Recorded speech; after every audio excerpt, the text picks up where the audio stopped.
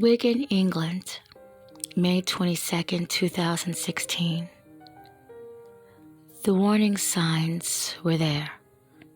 No, she's not to blame.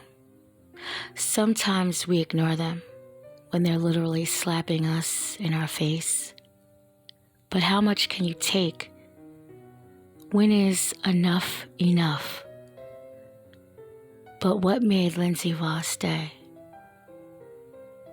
This woman had suffered the most horrific abuse, and by someone that was supposed to care about her and love her. Becky Reed, 32, sat in her cell. She did not want to hear the sentence that the judge, Richard Mansell, was about to give her. But Lindsey's mother, Anne, and her now 12-year-old daughter, Aaliyah, and Becky's former girlfriend, Samantha, they would sit and hear it. 6 years ago, evil had walked into Lindsey's life. Lindsey had known her before, but they weren't in a romantic relationship. Actually, she had dated her cousin, Tyrone. But that relationship had failed. In 2011, they would start a romantic relationship. It's believed this may have been Lindsey's first same-sex relationship. She at first was going to try to keep it from her mother. In the end, she finally told her mother. Anne did not like Becky upon meeting her. Was it mother's intuition? The signs were definitely there. Becky was jealous. After a brief stay at Lizzie's home with her mother and her 6-year-old daughter, she gave her an ultimatum. She told her she was going to go back home where her mother lived, and she wanted her to come, but she could not bring her daughter. She didn't want children around. The family disliked Becky even more and was extremely upset that Lindsey chose to go. Lindsey would go, and she told her daughter that she would be back soon. But soon never came. Lindsey's mother worried about her daughter. She had heard through people who knew Becky that she was violent, and she beat her last girlfriend pretty badly. Lindsey would call. Whenever she did, Anne would be in the background just cursing and yelling for Lindsey to tell Anne to send money, which had to go straight into Becky's bank account. Anne felt like she had no choice. Lindsey had once told her mother that Becky had made her go house to house begging for money. That wouldn't even be the worst thing that would come from this relationship. When Lindsey's mother did call, she knew she was on speakerphone and Becky was most likely listening in. She tried to watch her words to not cause any problems and just told her daughter to come home. She never came. She wouldn't come. She couldn't come. Contact was lost. No one knew or saw what was really going on. At least the people who cared for Lindsey. That was the way Becky wanted it. Lindsey was constantly beaten, punched in her face, kicked in her head, and her hair was always being pulled. Anything, anywhere, for any reason, at any time. It seemed like almost anything would send Becky into an outrage. The abuse had gotten so bad it started to happen in public a lot. Bystanders would see, they would look, Lindsey was being physically abused in town at the shops. Becky was constantly screaming at her and making scenes to where people would watch in horror around Platte Bridge where the couple resided with Becky's mother, Gillian. It seems this couple stood out. They became a known little fixture in that area. Lindsey had black eyes, cut lips, bruising all over, and a permanent heavy limp. She would have to drag her leg when she walked, all caused by Becky. Becky would send Lindsey out. She would beg in the streets for spare change so that she could give the money to Becky. So then she could go buy scratch cards and alcohol and weed. It's been said Becky had an addiction to both alcohol and weed. They refer to this as, quote, smoking cans, unquote. If it wasn't enough money, sometimes Lindsey wouldn't even be let in the house. Or if she was beaten for lack of money. Lindsey would have to sometimes take the money and buy food for Becky and her mother. They would eat, and Lindsey wouldn't get anything. She was brought back to the house on 23 Sydney. A shopkeeper would see Lindsey in the trash, taking groceries he put in there after the expiration dates had expired. She was on her hands and knees picking up cigarette butts. It was all on Lindsey. She was responsible. Becky didn't work, and Gillian received some type of aid for a disability. So for years, Lindsey would dumpster dive and panhandle to feed her girlfriend and Gillian. The abuse was not only physical, but it was mental. It was emotional.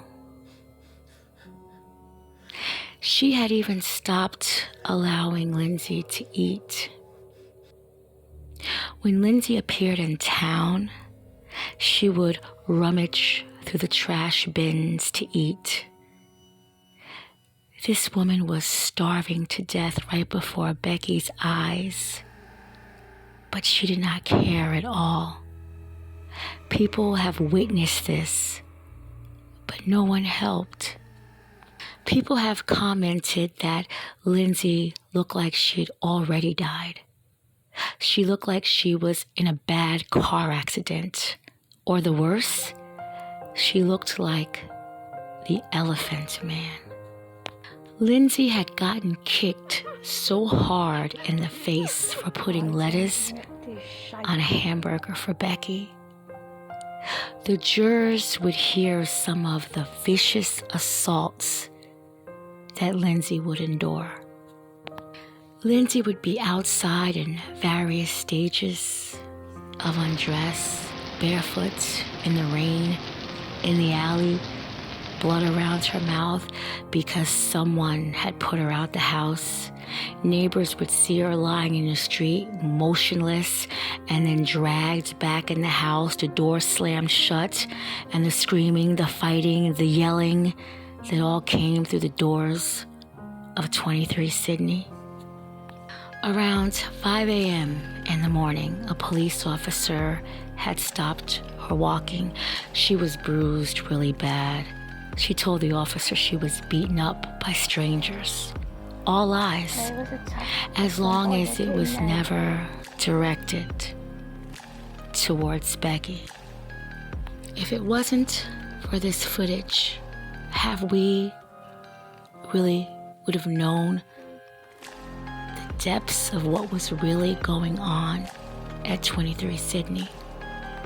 May 21st, 2016, Lindsey had entered a shop to buy scratch cards and anything else that Becky wanted. You see her limp in.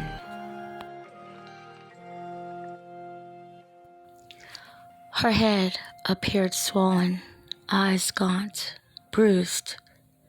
She had to hold on to the counter to give her strength.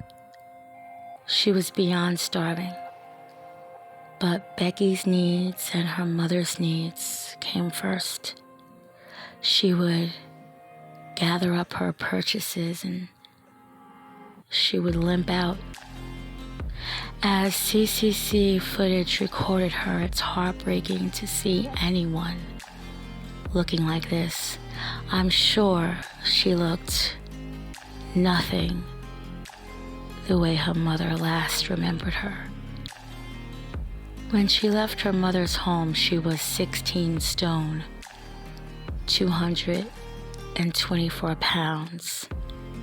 And around the time of this footage, she was 6 stone, 84 pounds. She was withering away. During some of the violent abuse, Becky's own mother, Gillian Reed, would join in, kick and punch Lindsey too. A neighbor saw Gillian get off her mobility scooter and kick Lindsey in the ribs while she laid on the pavement. Another neighbor would see Lindsey hiding behind a car as Becky stood in the doorway in the middle of one of their violent episodes. Then Lindsey would crawl back to her, quote, "I just need to rest," unquote, as Becky continued to punch and kick her as she laid on the pavement and drug her back inside the house. Around 4 a.m., just hours before Lindsey's death, Becky could be heard screaming and ordering her back into the house. Lindsey had been beaten over several hours. Around 5 a.m., Gillian would dial 999 emergency assistance. What her daughter was doing to Lindsey all these years under her mother's watchful eye was about to come to light. Gillian was on the phone with 999 emergency. It seemed quiet on her end. Quote, "She just collapsed. She's going blue. She's making gurgling noises," unquote. Neighbors heard Becky in the house screaming as Lindsey was put on the stretcher.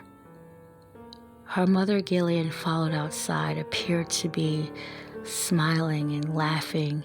She looked as if she was actually enjoying this. Lindsey wasn't breathing. Then she was resuscitated. Lindsey had went into cardiac arrest at 6:38 a.m. and was pronounced dead at Wigan Infirmary. Hospital staff noticed her body had bruises covering everywhere. It was so bad, post-mortem couldn't conclude the exact cause of her death. Her hip was fractured 3 to 6 months before her death. She had 2 breaks in her right arm, multiple rib fractures. She had hundreds of attacks that could have caused her death, said an investigating officer on her case. When authorities went to search 23 Sydney, every single room had Lindsey's blood in it. This woman was beat in every room, and she bled in every room. Looking at Becky, she was young, small, not one single previous conviction. Could she be responsible for what just happened? Could she actually hurt someone, they thought? Becky was actually arrested for an assault on her former girlfriend, Samantha Nunes. The police had to ask Samantha to reopen her case. Samantha had closed it. She had moved on with her life. She was past the violent episodes of her ex-girlfriend. Samantha had gotten out just by the skin of her teeth, but she would help to put Becky away and give Lindsey and her family some justice. Samantha had met Becky on a chat line, and they would date from 2004 to 2008. Samantha went through similar abuse. Becky would make her beg her family and friends for money, and if she didn't, she'd be beaten. They had moved a few places until they ended up right next door to Gillian Reed. After a violent attack by Becky, Samantha told Gillian Reed to, quote, sort your daughter out, unquote. Gillian was obviously upset by that statement. She punched her, split her lip, and knocked her front teeth out. She then put her foot across Samantha's throat to hold her in place so Becky could finish her attack. When Becky's sister Felicity arrived, she had noted Samantha had stopped breathing. The sister called 999 emergency along with her boyfriend Tony, and they got Samantha some help. Samantha's old family members did not recognize her. She had been beaten so badly by Becky. She never returned back to her. Becky actually started to call some of Samantha's friends and family. She said she was going to tie her up. At this point, it was empty threats. On the stand, Gillian, she blamed everything on Becky. She said due to her disabilities, she was bedbound. She said she witnessed Lindsey's rapid declining state, but she wasn't a part of it. Becky maintained she would never hurt Lindsey once. She even said Lindsey hadn't taken her thyroid medicine and would fall over all the time. Judge Mansell would tell Lindsey's 12-year-old daughter, quote, she was really a decent, kind human being. Becky was controlling Lindsey, and deep down inside she loved you, but she couldn't make that decision consciously. Your mother didn't abandon you. She was taken away by the actions of another person, unquote. As the judge read the verdict, you heard Aaliyah yell out, yes. She felt, along with her family, a little bit of justice was served. Becky may not have been present to hear her own sentence, but she got life in 2017, and she must do a minimum of 20 years before she will be eligible for parole. Let's hope she never gets parole. I am certainly not one to judge.